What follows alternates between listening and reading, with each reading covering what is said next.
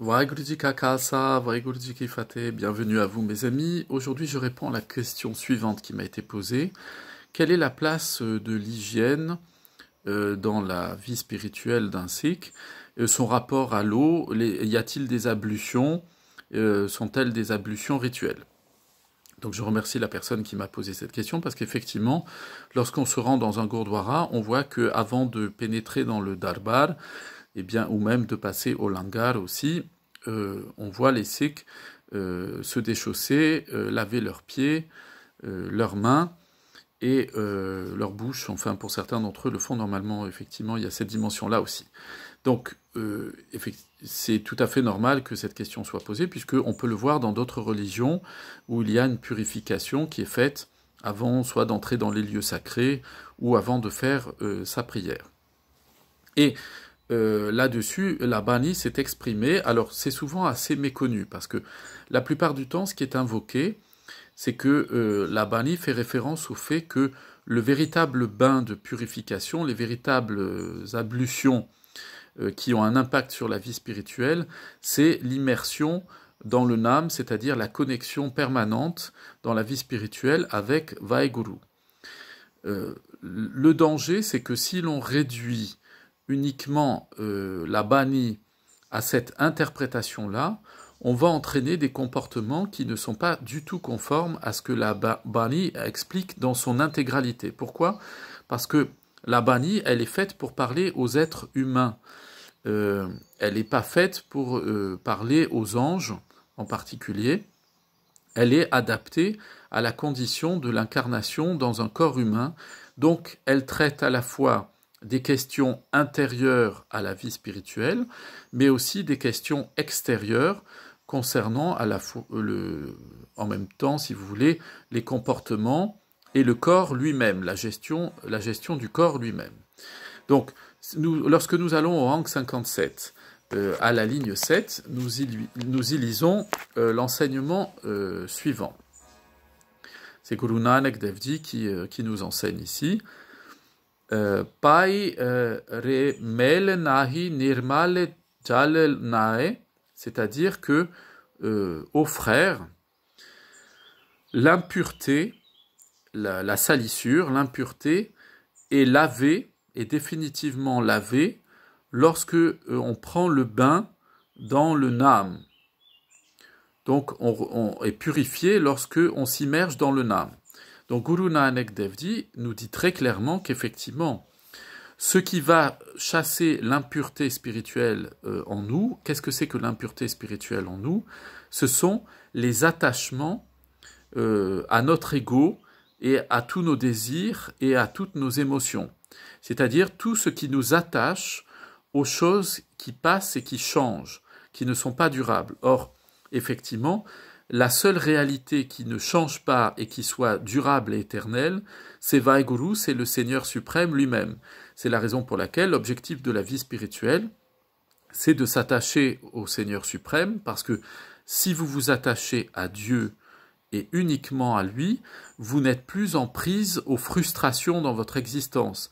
C'est-à-dire que dans tout ce qui va vous arriver dans la vie, vous allez vous rendre compte que ce soit quelque chose qui vous semble positif ou quelque chose qui vous semble négatif, eh bien tout cela sera bon pour vous parce que vous y verrez la manifestation de Vaheguru lui-même. Là encore, je poursuis ce que nous enseigne Guru Nanak Dev Ji, et il pose justement une question fondamentale sur ce rapport à l'eau, aux ablutions. C'est au rang 61 à la ligne 2, nous y lisons Tirat Nata Kiyakare Manamahe Mel Guman. C'est-à-dire, à quoi sert-il de s'immerger dans les lieux, les étangs sacrés des lieux de pèlerinage, alors que l'impureté du mental n'a pas été lavée? Donc Guru Nanak Dev Ji nous explique, il pose cette question-là, parce qu'à son époque, il avait autour de lui beaucoup de gens pratiquant l'hindouisme, mais aussi l'islam, qui s'immergeaient dans l'eau pour se purifier spirituellement. Et Guru Nanak dit, en fait, faire ça, ça sert à rien du point de vue du mental. Pourquoi? Parce que l'immersion physique dans l'eau, elle procure une pureté du corps. Elle va évidemment permettre de clarifier l'esprit, c'est-à-dire que c'est vrai que quand on est un peu fatigué d'une journée, dès qu'on se douche, dès qu'on verse de l'eau sur notre tête, dès qu'on se lave, eh bien ça va apporter un peu plus de clarté à l'esprit. Pourquoi? Parce qu'il y a un phénomène physiologique dans le corps qui va redynamiser l'ensemble des cellules vivantes de notre corps. Donc effectivement, il y a un effet physiologique sur l'état de notre conscience. Mais ce qui va laver le corps ne va pas laver la conscience, ne va pas laver l'atma, l'âme à l'intérieur du corps, de ses attachements. Donc Guru Nanak Dev Ji, évidemment, nous dit, si vous pensez que en faisant des ablutions, vous allez obtenir un bénéfice spirituel, alors là-dessus, vous vous trompez. C'est confirmé par Guru Arjan Dev Ji, qui nous enseigne au Ang 49 à la ligne 2. Nous y lisons Ausare hare jas gun raman jit kot majan ishnan. C'est-à-dire, c'est lorsque le moment est venu de dire et de chanter les louanges du Seigneur suprême, alors on en obtient un mérite qui est des millions de fois plus grand, qui est beaucoup plus grand que si nous nous étions immergés des millions de fois dans les lieux, dans les étangs sacrés, dans les bassins sacrés, dans l'eau sacrée. Donc Guru Arjan, dans la continuité de l'enseignement de Guru Nanak Dev Ji, vient nous dire, effectivement, du point de vue du man, du point de vue du mental, le seul moyen de purifier le mental, c'est la connexion avec le Seigneur suprême qui passe par ces trois grands principes que sont la méditation au travers de la louange, c'est-à-dire la connexion à Vaheguru permanente, le jap. Il y a le Nam Simran, la répétition constante du nom du Seigneur suprême, et le partage, le seva, le service désintéressé auprès des autres pour manifester que ce n'est pas nous qui sommes propriétaires de notre vie, mais que c'est bien Vaheguru qui répand ses bienfaits et ses bénédictions à travers notre personne. Nous devenons un instrument de son Kirpa, un instrument de sa grâce, de sa bénédiction. Donc ce point-là est important. Donc une fois qu'on a dit ça, on pourrait s'arrêter à ça, et j'ai entendu plusieurs enseignants dire effectivement, eh bien vous voyez, l'essentiel il est là, c'est-à-dire que si le matin, ou vous ne pouvez pas, avant la prière ou la méditation, vous lavez, eh bien, bon, vous êtes levé tard, c'est pas grave, vous pouvez y aller directement, etc. Ce n'est pas ce que dit la Bani. La Bani dit effectivement, dans tous les cas, même si on se retrouvait dans une situation, et ça peut nous arriver, quelqu'un qui, par exemple, se retrouve, Dieu nous en préserve, emprisonné, ou dans une situation, par exemple, d'hospitalisation, où aujourd'hui c'est plus trop le cas, mais ça pourrait arriver dans certains pays où il n'a pas accès à l'eau pour pouvoir se laver tous les jours, bien entendu, il ne va pas arrêter de faire Nitnem le matin, il ne va pas arrêter de méditer pour se connecter à Vaheguru, il ne va pas arrêter, évidemment, ça va de soi, c'est de la logique, la Bani, elle nous invite toujours à utiliser notre intelligence. Mais ce sont des cas de force majeure. Mais dans les cas normaux de l'existence courante où effectivement on a accès à toutes les commodités et notamment à l'usage de l'eau, juste en ouvrant un robinet, eh bien il semble inenvisageable d'entrer, de s'immerger dans la prière avec un corps, notamment le matin, qui a passé toute la nuit dans le monde de l'ignorance, parce que lorsque nous allons nous coucher, nous entrons dans un monde d'ignorance totale. Et lorsque nous nous levons le matin, il y a pour le corps, il y a tout un ensemble de biologie, mais aussi d'un point de vue spirituel, des impuretés on a été sous influence, on était inconscient pendant la nuit. Ni vous ni moi ne pouvions bouger, et on était sous l'influence de tout ce qui continue à se passer dans notre man, notre mental, malgré nous. Preuve en est, c'est que vous ne contrôlez pas, moi non plus, on ne contrôle pas nos rêves la nuit, ce qui fait qu'on est sujet en permanence à toutes sortes de pollutions de l'esprit. Et ces rêves de la nuit, ces influences par d'autres êtres pendant que nous dormons, eh bien, y compris par nos attachements qui continuent à travailler dans notre mental tout au long de la nuit, eh bien, fait que quand on se lève le matin, on est complètement conditionné par ce qui s'est passé inconsciemment la nuit, et c'est ce qui va faire que le matin, quand on se lève, eh bien, on a nécessité d'avoir un sas pour revenir dans le monde, entre guillemets, des vivants. Et la Bani nous dit, effectivement, il va falloir purifier l'esprit, mais nous allons le voir tout de suite. Guru Nanak Dev Ji va nous expliquer que quand on vit dans un manque d'hygiène et qu'on ne fait pas usage de l'eau et de la propreté de manière générale, eh bien, ça pose des questions sur la destinée spirituelle. Et c'est vrai que ce point, on va l'aborder tout de suite dans la Bani, n'est pas fréquemment, on va dire, pas souvent, mais n'est pas fréquemment traité. Or, il me semble encore plus important à notre époque. Et au moment où je vous parle, eh bien, puisque nous sommes en mai 2020, nous sommes encore dans la période du coronavirus, et nous voyons bien que parmi les premières mesures d'hygiène qu'il a fallu prendre pour enrayer cette maladie-là ou s'en préserver le plus possible, c'était d'expliquer aux gens qu'il fallait se laver les mains régulièrement, et notamment avant de se toucher le visage, de passer à table, ou de faire quoi que ce soit. Ce qui veut dire, mes amis, quand même, qu'on vit dans un monde crado.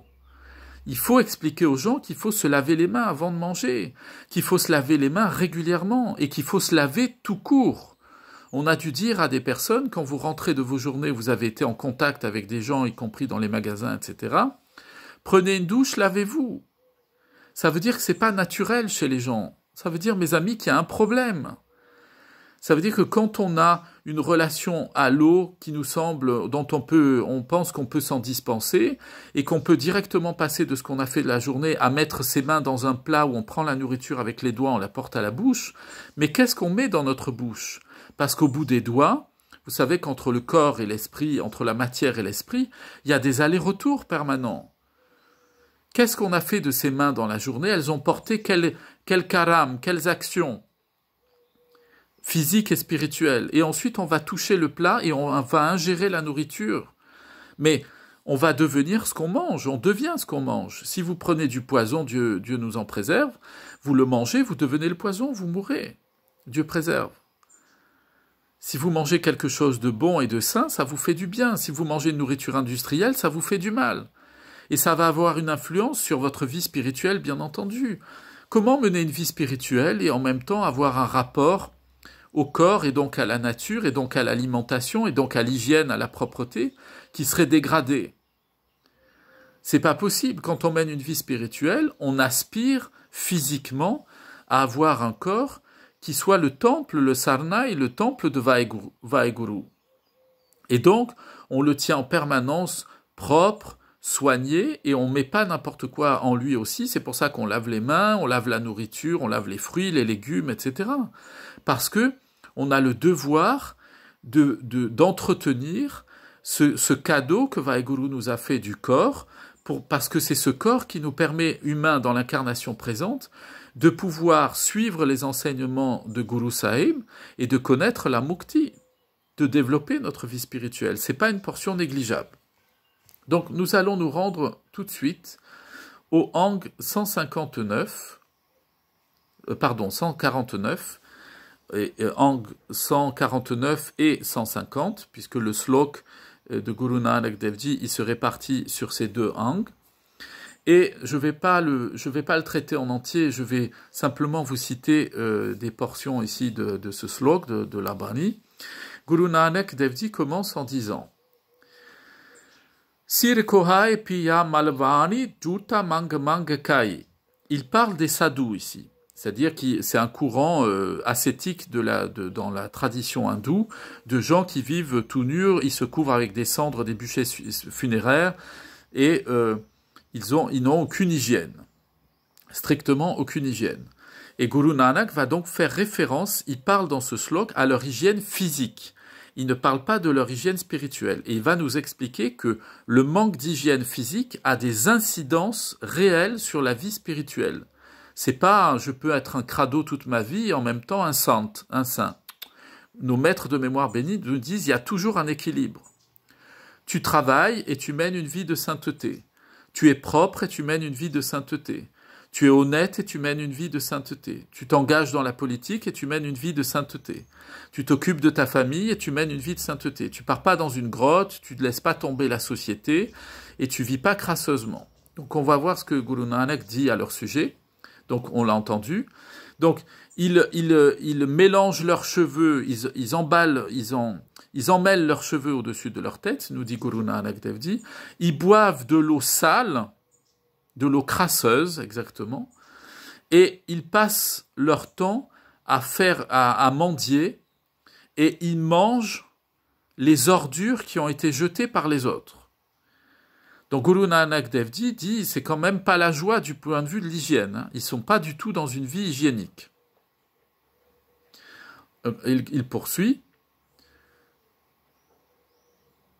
Fol fadihat muri len barasa pani dek sagai. C'est-à-dire, ils empestent le fumier, ils sentent le fumier, plus exactement, ils puent le fumier. Ils empestent l'odeur de choses pourries en décomposition et ils ont horreur, ils ont peur de l'eau. Ils ont peur qu'on les lave, ils ont peur d'être lavés par l'eau. Donc, vous voyez, Guru Nanak Dev Ji nous parle de choses très physiques. Il parle de l'eau qui lave. Hein. Il n'est pas en train de dire l'eau spirituelle d'une âme qui purifie l'intérieur. Ici, il traite, la Bani nous parle de choses physiques, la propreté physique. Bedavagi sir kohain barian hat suai. Donc ils ont les mains pleines des cendres des bûchers funéraires, puisqu'ils vont prendre les cendres des morts pour s'enduire les mains, le visage et tout le corps avec. Et leurs cheveux sur la tête, ils sont tout emmêlés comme la laine du mouton. C'est-à-dire, ils sont emmêlés avec de la paille, il y a toutes sortes de saletés à l'intérieur.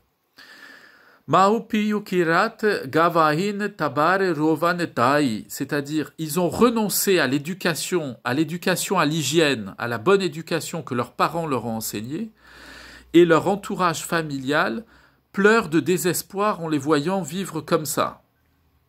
Et Guru Nanak Dev Ji dit Onapind na patal kiriyana divamue kitau pai, c'est-à-dire personne ne leur fera les derniers rites funéraires, ne priera pour eux au moment de leur mort. Que vont-ils donc devenir une fois qu'ils seront morts? Donc Guru Nanak est en train de nous dire, comme ils ont choisi une vie qui est sans hygiène, Guru Nanak Dev Ji dit, leur destinée spirituelle, mais que vont-ils devenir? C'est-à-dire, ils vont retourner dans le cycle des réincarnations. Mais pour devenir quoi? Certainement pas pour devenir ensuite, pour être libérés du cycle des réincarnations. Certainement pas. Alors, je passe un peu, Guru Nanak Dev Ji nous dit, Sada kutil rae dinarati matel tike nahi. C'est-à-dire que ils sont sales, ils sont dégoûtants pour toujours, nuit et jour. Ils sont constamment sales. Et ils n'appliquent pas sur leur front le tilak, c'est-à-dire, vous savez, c'est le petit point qui est fait avec du kumkum, qui est une épice qui est mélangée avec de l'eau rouge ou blanche, ça dépend des traditions dans l'hindouisme, et qui est appliquée sur le front. Alors Guru Nanak dit, c'est pas ça qu'il faut faire. Il dit pas qu'il faut appliquer ces rites-là. Il veut dire que cette marque, elle représente en fait le choix de la vie spirituelle. Donc Guru Nanak Dev Ji dit, en étant crasseux comme ils sont, puisqu'ils le sont en permanence, ils n'appliquent pas le tilak sur leur front, ça veut dire ils n'ont pas de vie spirituelle en fait. On a l'impression, mais ils n'ont pas de vie spirituelle. Jundipae bahan nitamarne dardiban najai, c'est-à-dire que ils sont assis ensemble en gémissant toute la journée sur leur incarnation humaine, en vivant comme si le corps que leur avait donné Vaheguru, c'était une catastrophe pour eux. Ils sont en train de gémir sur leur sort en permanence, et c'est ce que font les sadhus. Ils disent que le corps, il le martyrise, ça sert à rien, c'est une prison, etc. C'est contraire à la Gurmat, évidemment. Et Guru Nanak Dev Ji dit, Dardiban Najai, ils ne s'assiéront pas, ils ne seront pas reçus à la cour du Seigneur. C'est-à-dire, ils ne connaîtront jamais la libération spirituelle. Pourquoi? Parce qu'ils ont fait le choix d'une vie crasseuse. Il y a donc, nous dit Guru Nanak Dev Ji, un lien entre la vie spirituelle, la connexion au Nam. Guru Nanak est en train de nous dire que lorsque l'on est connecté à Vaheguru, eh bien la conséquence, c'est que nous menons une vie, du point de vue physique, qui est une vie où on vit dans la propreté, on vit dans une maison qui est propre, on vit avec un corps qui est propre et entretenu, et avant de prier, avant de manger, avant de méditer, on se tient dans un environnement propre, et cet environnement, il commence par notre corps. C'est une dimension, nous dit Guru Nanak Dev Ji ici, qui est très très importante. Je poursuis un peu. Guru Nanak Dev Ji fait une référence. Il parle toujours d'eux, avant de faire la référence, il dit Danahu te ishnanu vanje basepai sirkute, c'est ils marchent, ils conduisent leur vie sans jamais faire l'aumône à quelqu'un. C'est-à-dire que ce sont des gens qui vivent pour eux, ils ne partagent pas, ils font les poubelles, et donc ils n'ont rien à donner. Puisque comme ils vivent dans un état de saleté, quand on vit dans un état de saleté, qu'est-ce qu'on a à partager? On n'a que sa saleté à partager physiquement, sa crasse. Si je prépare un plat pour donner aux autres et que ma cuisine est sale, l'intérieur de ma maison est sale et mes mains sont sales, physiquement parlant, qu'est-ce que je vais donner à l'autre? Je vais lui donner des microbes, des saletés, mais c'est plus du don, ça, c'est plus du partage. Alors Guru Nanak Dev Ji dit en plus, eux, ils le font même pas, ils donnent même pas. Et en plus, ils ont horreur d'aller se baigner dans l'eau, de se purifier, de se laver, de prendre une douche, de prendre un bain. Et il poursuit en disant, ils rasent leur tête en mettant de la cendre des morts dessus, c'est-à-dire en fait, c'est des gens qui se conduisent comme s'ils étaient des cadavres vivants, c'est-à-dire que de ne pas être propre, c'est pas respecter le corps que Vaheguru nous a donné. Et ne pas vivre dans un environnement hygiénique et propre, c'est ne pas respecter le cadeau immense que Vaheguru nous a fait d'être un être humain. Un être humain, il vit pas. Un cochon, lui, il vit comme il peut. C'est un être qui est incarné sous la forme d'un porc. Il vit dans la saleté, il n'a pas le choix. Il peut pas aller acheter un balai, des serpillères, faire le ménage, ni aller s'acheter du gel douche. Il peut pas. Mais nous, on peut faire ça. Donc ça veut dire que parce que Vaheguru nous a donné l'accès à la propreté spirituel, il nous a demandé aussi d'avoir l'accès, d'entretenir ce corps. Pourquoi? Parce que ce corps, c'est un véhicule, un vase qui nous est prêté pendant le temps de notre vie pour pouvoir réaliser notre destinée spirituelle. Donc ce corps, on ne doit pas l'adorer, on ne doit pas l'idolâtrer, on ne doit pas passer son temps à se pomponner, à passer des heures sous la douche et à je ne sais pas quoi, faire encore perdre son temps avec tout ça. Mais il doit toujours être tenu dans un grand état de propreté parce qu'il est le temple dans lequel Vaheguru se manifeste. Donc c'est ça qu'enseigne Guru Nanak Dev Ji. Et là maintenant il fait une référence à la mythologie hindoue. Pani vichau ratan upane merkiya matani. Donc il dit ici le joyau de la vie spirituelle est sorti des eaux lorsque la montagne d'or a été utilisée pour barater l'océan créé par Vishnu. L'océan de lait créé par Vishnu. Je ne vais pas entrer dans le détail de ce passage-là des Upanishads, dans la tradition védique, dans la tradition hindoue. Sachez simplement que les dieux avaient été convoqués pour barater l'océan de lait, c'est-à-dire la création informe qui était à l'origine du monde, pour que de ces eaux en jaillisse le principe de la vie, c'est-à-dire plus exactement la manifestation physique de la vie, c'est autrement appelé la vie spirituelle. Lorsque Vaheguru se manifeste à travers nous, eh bien, c'est ce qu'on appelle la vie spirituelle, et cette vie spirituelle, elle est un joyau, elle est comme un diamant. Et donc Guru Nanak Dev Ji, ici parlant de l'eau physique, fait référence à ça en disant même dans le monde spirituel, l'eau physique, au moment de la création, a été le lieu que Vaheguru a utilisé pour faire jaillir toute la vie. Et c'est vrai que la science nous explique que c'est de l'eau que sont sorties des petites bactéries qui se sont développées sous forme de têtards et d'autres choses, et que tout ça a donné naissance à l'ensemble des espèces vivantes sur la Terre. Donc, on voit bien la référence que Guru Nanak fait ici. Il nous dit même de l'eau qui sert à nous laver, a jailli la vie que nous connaissons tous les êtres sous la forme physique. Donc il y a un lien qui est important entre les deux. Et Guru Nanak continue à dire que Devi tape purbi lagebani, c'est-à-dire que les demi-dieux, il fait toujours référence à la mythologie hindoue parce qu'il parle ici, les disciples qui l'écoutent sont d'origine hindoue. Avant de le suivre, ils pratiquaient la religion hindoue, donc il emploie leur vocabulaire pour leur faire comprendre. Il va aussi parler à des musulmans à l'auditoire qui l'écoutent et on va voir qu'il fait des références aussi à l'islam. Et il dit là, donc en parlant aux disciples qui sont d'origine hindoue de son auditoire, il dit, voyez, les demi-dieux, les dieux de l'hindouisme ont établi 68 lieux de pèlerinage avec des fêtes où on invite les gens à aller se baigner dans l'eau, à se purifier, à se laver dans l'eau. Et il poursuit, Nae Nivaja Nate Puja Navane Sada Sujani. Et après s'être purifiés, avoir fait leurs ablutions, les musulmans récitent leurs prières, et de la même manière, les hindous, après s'être purifiés, rendent un culte à leur Dieu. Eh bien, Guru Nanak conclut en disant, Sada Sujani, celui qui est sage, celui qui est sur le chemin de la vie spirituelle, prend sans cesse des bains. Il se lave, il est propre, c'est quelqu'un qui est propre.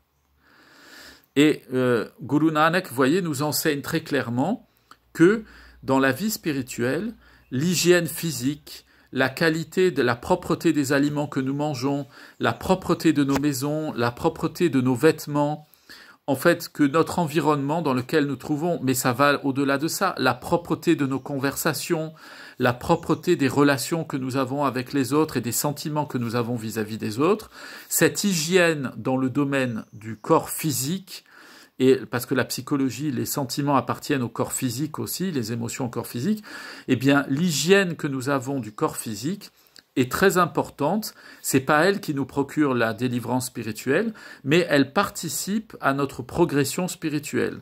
Voilà, mes amis, pour répondre à cette question qui m'a été posée, effectivement, chez les Sikhs, être propre physiquement, c'est une dimension extrêmement importante. Et d'ailleurs, c'est ce qui fait aussi la noblesse des disciples de Guru Nanak Dev Ji, c'est que dans nos gourdouarés, on lave tout doit être toujours très propre. Regardez dans le Darbar Sahib à Amritsar, eh bien tous les jours, on lave avec du lait et de l'eau le sol du Darbar Sahib. Il est purifié avec de l'eau et du lait. Tout autour du Darbar Sahib, Guru Ramdas Ji avait fait construire un sarovar, un étang sacré, pour que, à l'époque, alors aujourd'hui ça a pris notre dimension, mais à l'époque, lorsque les Sikhs avaient marché très longtemps pour arriver jusqu'au Darbar Sahib, eh bien, ils pouvaient se laver dans cet étang d'eau, se purifier physiquement pour approcher ensuite leur maître spirituel, pour que nous puissions approcher de Guru Sahib. Et le Rehat Meryada aussi, le code de conduite qui organise la vie des Sikhs Amritdhari, précise que lorsque nous faisons parkage du Guru Granth Sahib, lorsque nous allons consulter le Guru Granth Sahib, notre maître vivant au milieu de nous qui conduit notre communauté, lorsque nous allons lui demander quelque chose et que nous l'approchons pour toucher ses angles, pour le toucher, eh bien, nous devons avoir pris un bain auparavant, nous être lavés, avoir d'ailleurs lavé notre chevelure aussi avant de l'approcher pour le parkage le matin et pour le Sukhasan le soir. Enfin, il doit y avoir un état de propreté qui est important. Pourquoi ? Parce que il y a toujours une corrélation entre le monde physique et le monde spirituel.